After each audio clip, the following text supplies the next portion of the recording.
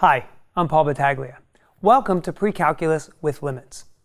You know, Precalculus is one of my favorite classes to teach, but no doubt when you look at the table of contents, you might actually be a little bit overwhelmed when you see all of the material in there that's possible to cover.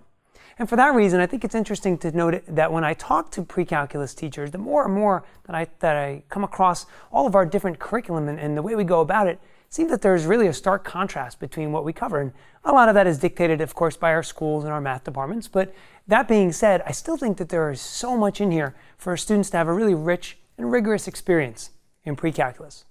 Now, that being said, let's talk about perhaps two different tracks to think about.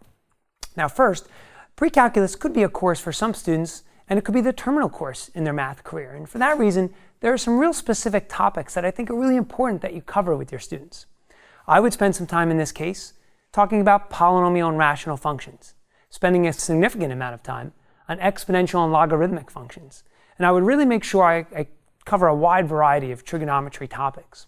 Now from here, you really have a lot of leeway. You could perhaps talk about matrices, maybe probability, sequences and series. Choice is up to you. What about the student, though, for whom Precalculus is a precursor, maybe to a future calculus course? Well, I would cover some of those same topics as I mentioned before, but maybe perhaps I spend some time on vectors and vector analysis there. Maybe I look at analytic geometry. Perhaps I look at series. I'm definitely going to make sure that I cover Chapter 12, Introduction to Limits. See, in this chapter, students will receive a nice foundation for calculus. We'll even dive into the tangent and area problem.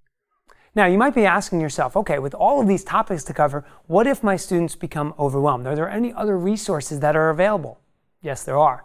Tell your students to go visit larsonprecalculus.com. We also have made CalcChat and CalcView available for students as well.